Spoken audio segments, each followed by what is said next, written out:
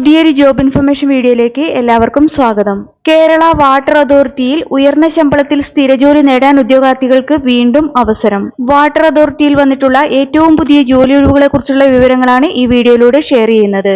നിശ്ചിത യോഗ്യതയുള്ള ഉദ്യോഗാർത്ഥികൾക്ക് ഓൺലൈനായി ഇതിലേക്ക് അപ്ലൈ ചെയ്യാവുന്നതാണ്. 59,300 രൂപ വരെ ശമ്പള സ്കെയിൽ പറഞ്ഞിട്ടുള്ള തസ്തികയിലേക്കാണ് അപേക്ഷ ക്ഷണിച്ചിരിക്കുന്നത്.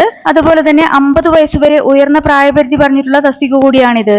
നമുക്കിതിനെ കുറിച്ചുള്ള വിശദ വിവരങ്ങൾ അറിയാം. അതിനു മുമ്പായി ഈ ചാനൽ ആദ്യമായി കാണുന്നവരുണ്ടെങ്കിൽ ഇനിയും ഇതുപോലുള്ള ജോലി സംബന്ധമായ വിവരങ്ങൾ അറിയാൻ ചാനൽ സബ്സ്ക്രൈബ് ചെയ്ത് അടുത്തുള്ള ബെല്ലൈക്കൺ കൂടി എനേബിൾ ചെയ്യുക.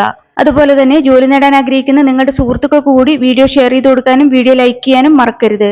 ഇനി തസ്തിക ഏതെന്നും അപേക്ഷിക്കാനുള്ള അവസാന തീയതി, അപേക്ഷിക്കേണ്ടത് എങ്ങനെ, യോഗ്യത, പ്രായപരിധി, ശമ്പള സ്കെയിൽ തുടങ്ങിയ വിവരങ്ങൾ വിശദമായി അറിയാം. കേരള വാട്ടർ അതോറിറ്റിയിൽ വന്നിട്ടുള്ള ജോലി ഒഴിവുകളിലേക്ക് നിശ്ചിത യോഗ്യതയുള്ള ഉദ്യോഗാർത്ഥികളിൽ നിന്ന് അപേക്ഷ ക്ഷണിച്ചിട്ടുള്ളത് കേരള PSC മുഖേനയാണ്.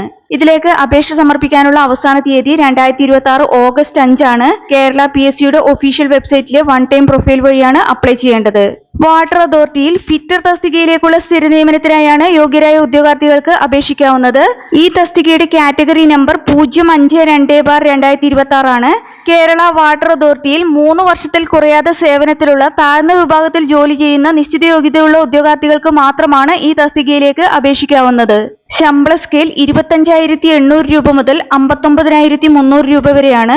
15 വേക്കൻസികളാണ് ഈ തസ്തികയിൽ ഇപ്പോൾ റിപ്പോർട്ട് ചെയ്തിട്ടുള്ളത്. അപേക്ഷിക്കാനുള്ള പ്രായപരിധി 18 വയസ്സ് മുതൽ 50 വയസ്സ് വരെയാണ്. അതായത് ഉദ്യോഗാർത്ഥികൾ 2/1/1976 1/1/2008 ഇടയിൽ ജനിച്ചവരായിരിക്കണം. ഇനി അപേക്ഷിക്കാൻ വേണ്ട യോഗ്യതകൾ നോക്കാം. അപേക്ഷിക്കാനുള്ള വിദ്യാഭ്യാസ യോഗ്യതയായി പറഞ്ഞിട്ടുള്ളത് ഉദ്യോഗാർത്ഥി SSLC വിജയിച്ചിരിക്കണം അല്ലെങ്കിൽ തത്തുല്യ യോഗ്യത നേടിയിരിക്കണം.